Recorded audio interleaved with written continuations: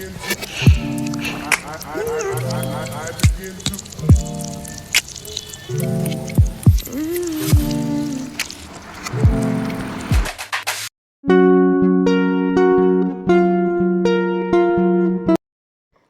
Hello ನಮಸ್ತೆ welcome back ಬಿಂದು vlog Kannada. ಎಲ್ಲರೂ ಹೇಗಿದ್ದೀರಾ?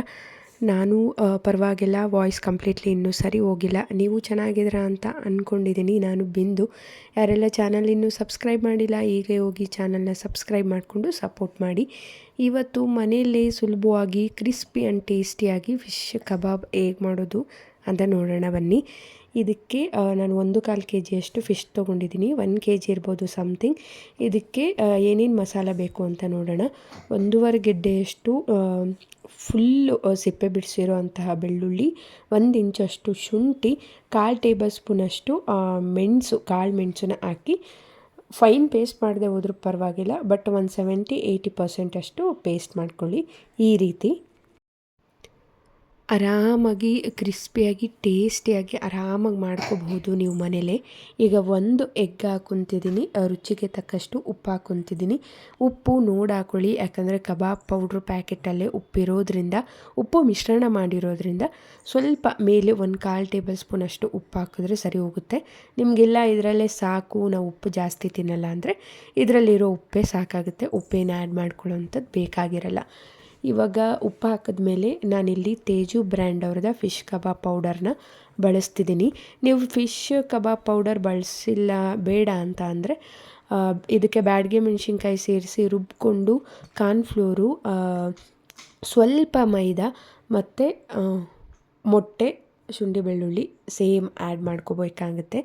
ಈ ಕಬಾಬ್ ಪೌಡರ್ ಹಾಕಿದ್ಮೇಲೆ 1 ಟೇಬಲ್ ಸ್ಪೂನಷ್ಟು ಆಯಿಲ್ ಹಾಕ್ಕೊಳ್ಳಿ. ಯಾಕಂದರೆ ಕಂಬೈಂಡ್ ಆಗೋದು ಫಿಶ್ಶಿಗೆ ನೀಟಾಗಿ ಆರಾಮಾಗಿ ಸ್ಪ್ರೆಡ್ ಆಗುತ್ತೆ ಆಯಿಲ್ ಹಾಕ್ಕೊಳ್ಳೋದ್ರಿಂದ. ಮೊಟ್ಟೆ ಇನ್ನೊಂದು ಹಾಕೋಬೋದು, ಹಾಕ್ಕೊಂಡ್ರೆ ಎಣ್ಣೆಯಲ್ಲಿ ಸ್ವಲ್ಪ ಬಿಡುತ್ತೆ ಮತ್ತು ಜಾಸ್ತಿ ಕ್ರಿಸ್ಪಿ ಬಂದುಬಿಡುತ್ತೆ, ತಿನ್ನೋದಕ್ಕಾಗಲ್ಲ. ಅದಕ್ಕೋಸ್ಕರ 1 ಎಗ್ಗು ಸ್ವಲ್ಪ 1 ಟೇಬಲ್ ಸ್ಪೂನಷ್ಟು ಆಯಿಲ್ ಹಾಕ್ಕೊಂಡು ಚೆನ್ನಾಗಿ ಮಿಕ್ಸ್ ಮಾಡ್ಕೋಬೇಕಾಗುತ್ತೆ. ಈ ರೀತಿ ತಿಕ್ಕ ಪೇಸ್ಟ್ ಬೇಕು, ತೆಳ್ಳಗಂತೂ ಮಾಡ್ಕೊಳ್ಳೋದಕ್ಕೆ ಹೋಗ್ಬೇಡಿ. ಇದಕ್ಕೆ 1 ಟೇಬಲ್ ಸ್ಪೂನಷ್ಟು ಕಾರ್ನ್ಫ್ಲೋರ್ ಹಾಕ್ಕೊತಿದ್ದೀನಿ. ಕಾರ್ನ್ಫ್ಲೋರ್ ಇಲ್ಲ ಅಂದರೆ ಮನೇಲಿರೋ ಅಕ್ಕಿ ಹಿಟ್ಟು ಬೇಕಾದರೂ ನೀವು ಯೂಸ್ ಮಾಡ್ಕೋಬಹುದು. ಕಾರ್ನ್ಫ್ಲೋರ್ ಹಾಕೋದ್ರಿಂದ ತಿಕ್ಕಾಗಿ ಬೈಂಡ್ ಆಗುತ್ತೆ ಅನ್ನೋ ಕಾರಣಕ್ಕೋಸ್ಕರ ಅಷ್ಟೇ. ಇಲ್ಲಿ ನಾನು 1 ಹಾಫ್ ಲೆಮನ್ ಯೂಸ್ ಮಾಡ್ತಿದ್ದೀನಿ. ನಂಗೆ ಅಷ್ಟು ಹುಳಿ ಅಂಶ ಇಷ್ಟ ಆಗಲ್ಲ, ಅದಕ್ಕೋಸ್ಕರ ಅರ್ಧ ನಿಂಬೆಹಣ್ಣು ಯೂಸ್ ಮಾಡಿದ್ದೀನಿ. ನಿಮಗೆ ಹುಳಿ ಅಂಶ ಬೇಕು ಅಂದರೆ ನೀವು ಫುಲ್ ಓಲ್ ನಿಂಬೆಹಣ್ಣು ನೀವು ಹಾಕೋಬಹುದು. ಬಟ್ ನಿಂಬೆಹಣ್ಣು ಹಾಕೋದ್ರಿಂದ ಏನಾದರೂ ಮಸಾಲದಲ್ಲಿ ವೇರಿಯೇಷನ್ ಇದ್ದರೆ ಚೆನ್ನಾಗಿ ಬೈಂಡ್ ಆಗುತ್ತೆ ಮತ್ತು ಫ್ಲೇವರು ಅಷ್ಟೇ ತುಂಬ ಚೆನ್ನಾಗಿ ಬರುತ್ತೆ. ಇವಾಗ ಒಂದೊಂದೇ ಫಿಶ್ನ ನೀಟಾಗಿ ಇದಕ್ಕೆ ಸ್ಪ್ರೆಡ್ ಮಾಡಿ ಮಸಾಲೆ ಎಲ್ಲ ಒಂದಕ್ಕೆ ನೀಟಾಗಿ ಎಲ್ಲ ಹೊಂದಿಸ್ಕೊಂಡು ಒಂದು ಪ್ಲೇಟಿಗೆ ಟ್ರಾನ್ಸ್ಫರ್ ಮಾಡ್ಕೊಳ್ಳೋಣ. ಸ್ನೇಹಿತರೆ, ಇಲ್ಲಿ ನಾನು ಬಲಗೈ ಯೂಸ್ ಮಾಡಿದ್ದೀನಿ, ಬಟ್ ನಿಮಗೆ ಲೆಫ್ಟ್ ಹ್ಯಾಂಡ್ ರೀತಿ ಕಾಣಿಸ್ತಿರಬಹುದು. ಬಟ್ ಅದು ಯಾಕೆ ಅಂತ ನನಗೂ ಗೊತ್ತಾಗಿಲ್ಲ. ನಾನು ವಿಡಿಯೋ ನೋಡಬೇಕಾದ್ರೇ ಗೊತ್ತಾಗಿದ್ದು. ತಪ್ಪು ತಿಳಿಬೇಡಿ, ನಾನು ರೈಟ್ ಹ್ಯಾಂಡೇ ಯೂಸ್ ಮಾಡಿರೋವಂಥದ್ದು. ಈಗ ಪ್ರತಿಯೊಂದು ಫಿಶ್ನು ಮಸಾಲೆಗೆ ಫುಲ್ಲು ಬೈಂಡ್ ಮಾಡಿಕೊಂಡು ಒಂದು ತಟ್ಟೆಗೆ ನಾನಿಲ್ಲಿ ಎತ್ತಿಟ್ಕೊತಿದ್ದೀನಿ.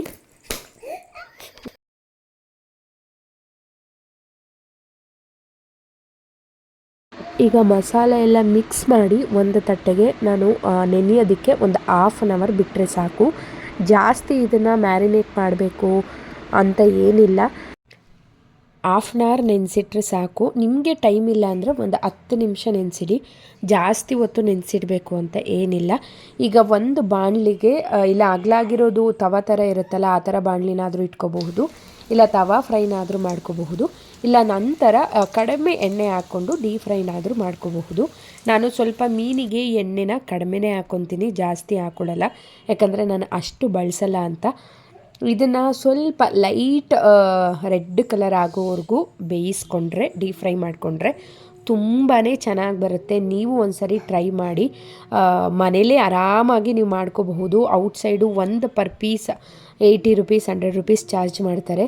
ನೀವು ಒಂದು 200 ರೂಪಾಯಿ ಕೊಟ್ಟು ಫಿಶ್ ತಂದರೆ ಮನೆ ಮಂದಿ ಎಲ್ಲ ಆರಾಮಾಗಿ ಹೊಟ್ಟೆ ತುಂಬ ತಿನ್ಬೋದು. ನೀವು ಒಂದ್ಸರಿ ಟ್ರೈ ಮಾಡಿ ಅಂತ. ತುಂಬಾ ಚೆನ್ನಾಗಿ ಆಗುತ್ತೆ. ಆರಾಮಾಗಿ ನೀವು ಮನೆಯಲ್ಲಿ ರುಚಿಕರವಾದ ಫಿಶ್ ಕಬಾಬ್ನ ಮಾಡೋದನ್ನು ತೋರಿಸ್ಕೊಟ್ಟಿದ್ದೀನಿ. ಇವತ್ತಿನ ವಿಡಿಯೋ ಇಷ್ಟ ಆದರೆ ದಯವಿಟ್ಟು ಒಂದು ಲೈಕು ಶೇರು ಕಮೆಂಟ್ ಮಾಡಿ. ಗಾರ್ನಿಷ್ ಮಾಡಿ ತೋರಿಸಿದ್ದೀನಿ, ತುಂಬಾ ಚೆನ್ನಾಗೂ ಕೂಡ ಕಾಣಿಸ್ತಾ ಇತ್ತು, ಟೇಸ್ಟಿಯಾಗೂ ಕೂಡ ಇತ್ತು. ಐ ಹೋಪ್ ನಿಮಗೆ ಇವತ್ತಿನ ಫಿಶ್ ಕಬಾಬ್ ರೆಸಿಪಿ ಇಷ್ಟ ಆಗಿದೆ ಅಂತ ಅಂದ್ಕೊಳ್ತಾ ಇವತ್ತು ಇಲ್ಲಿಗೆ ವಿಡಿಯೋನ ಎಂಡ್ ಮಾಡ್ತಿದ್ದೀನಿ. See the next video or next vlog. Love you all. Bye. Take care.